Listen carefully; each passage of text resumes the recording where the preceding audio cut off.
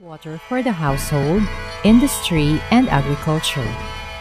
Rice uses up the most amount of water in agriculture, with almost half of the world's population depending on rice as their staple food.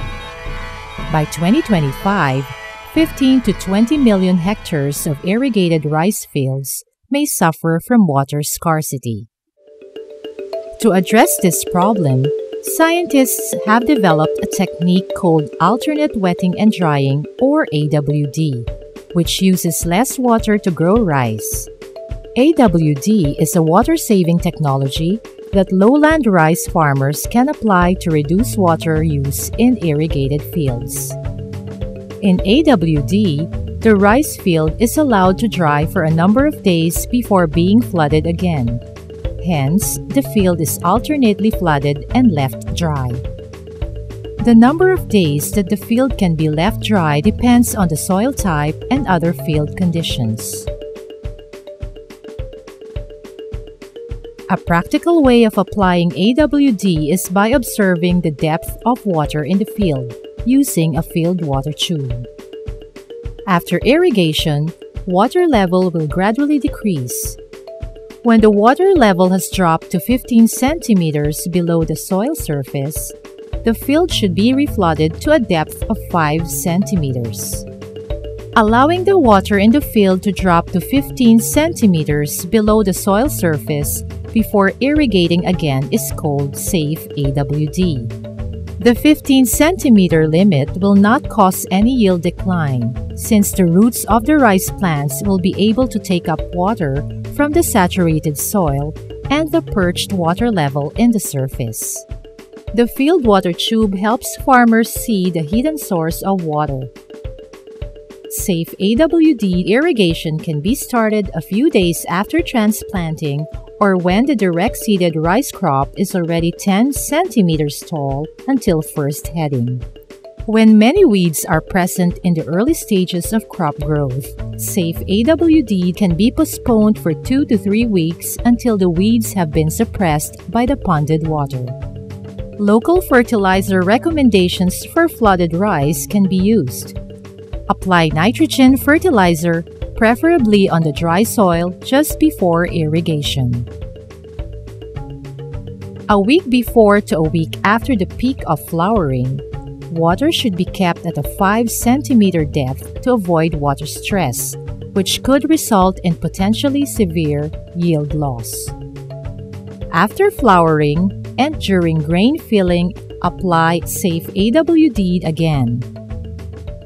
In safe AWD, water savings may be relatively small, about 15 to 25%, but there is no yield penalty. Once farmers are confident that safe AWD does not reduce yield, they can experiment by lowering the threshold level to 20, 25, 30 centimeter depth or even deeper before irrigation. The field water tube can be made of a plastic pipe or bamboo or other indigenous materials that will help farmers see water below the soil. Cut these materials to a 40 centimeter length with a diameter of 15 centimeters or more to easily see the water level inside the tube. The bottom 20 centimeter length of the tube should be drilled with holes on all sides. Holes should have a diameter of about 0.5 centimeter each and spaced about 2 centimeters away from one another.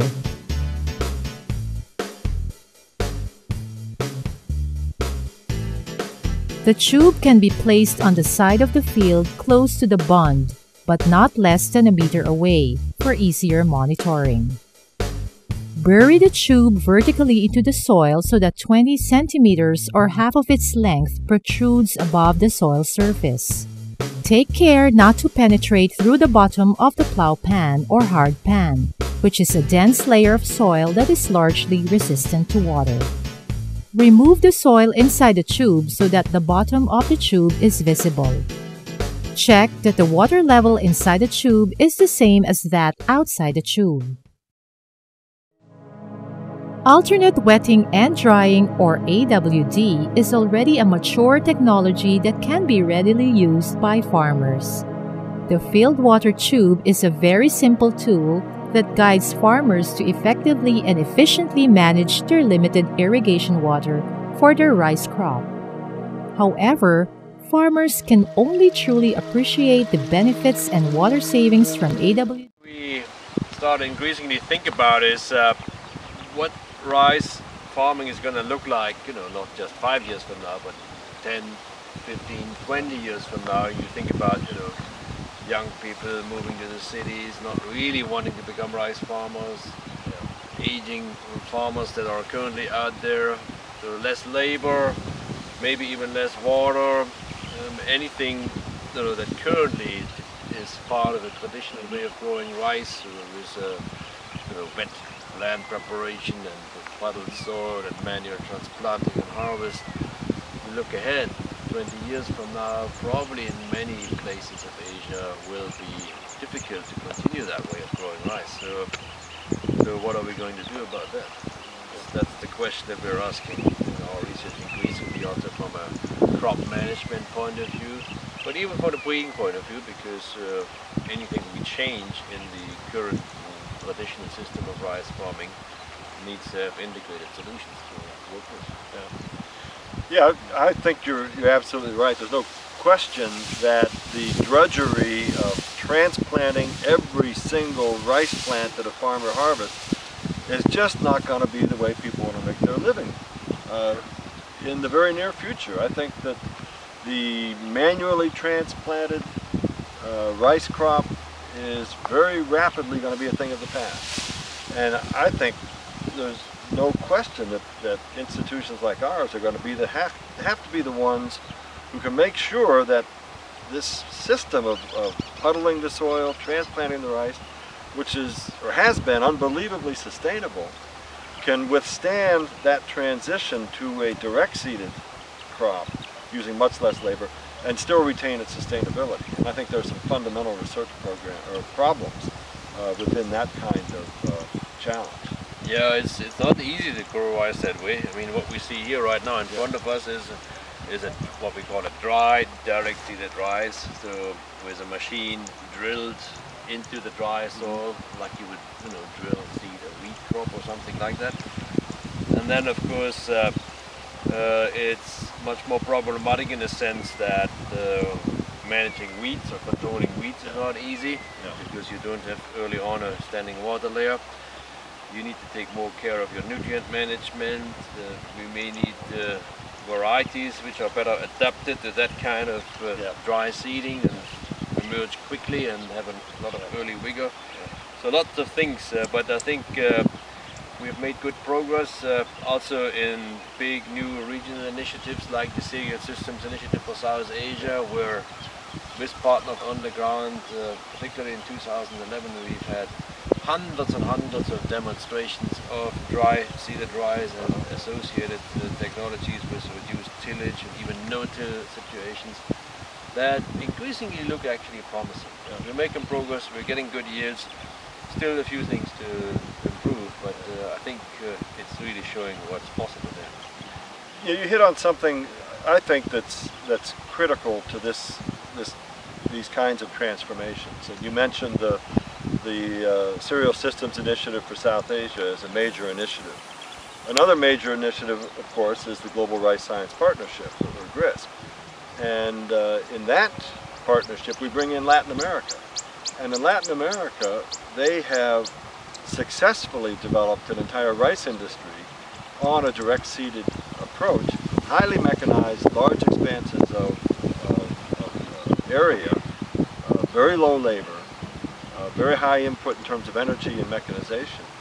And so I think through the GRISP, we have an opportunity to learn some of the underlying processes that make the Latin American systems work, recognizing that the land tenure, population density, water situation of Asia, for example, is very different. So what can we learn from a direct seeded experiments in Latin America, bring to Asia and adapt? And then, of course, Sub-Saharan Africa, which has low population densities, lots of of land, but much lower level of technification and infrastructure, can learn probably from both Latin America and Asia. No, absolutely. And that has been fantastic in 2011. We had GRISP now as the first real new CGIAR research program starting in January 2011, and we had a whole range of new initiatives that brought people together from different parts of the world who work on various aspects of rice research but also development. And so we had many of these kind of interactions already, and you can really see already this kind of learning effect. So, and it can go either way. I mean, there are many things that Asia may learn from South America or vice versa, from Africa from Asia or vice versa. So I think it's going to be a multi-directional flow of information, and that's really the big potential. We can learn so much, and there's so much to do for everyone in this partnership. We actually hope that some countries actually step forward and take on leadership for certain things, because we can't do everything. Here is one institution, it has a global mandate, it can do many things, but it cannot do all things. We have certainly need for even more substantial partnerships, but also countries that can play a role step forward and take the leadership. No, I think that's one of the messages that we need to take to heart, and need to make sure that that everyone, both within GRISP, within the CGIAR, within the broader agricultural research community, understand. And that's there's no shortage of problems. There's more than enough problems to go around, that being inclusive and bringing in the appropriate partners to work on the appropriate problems, and matching skill sets and matching experience is what it's going to take to solve complex problems. Arguing over turf and you know, who should be in charge of which program is a waste of time, a waste of effort. And I think that the work of GRISP and how GRISP has come together so smoothly is just an outstanding example of how, with creativity and goodwill, tremendous resources can be brought to bear on very strategic problems that will have major impact on the well-being and welfare of coming generations. It's all about people. You need good people, dedicated people. You need to find ways for them to effectively work without being disturbed and distracted from what I would like to call non-productive demands on their time. Often not really. Ever the diplomat. Yeah.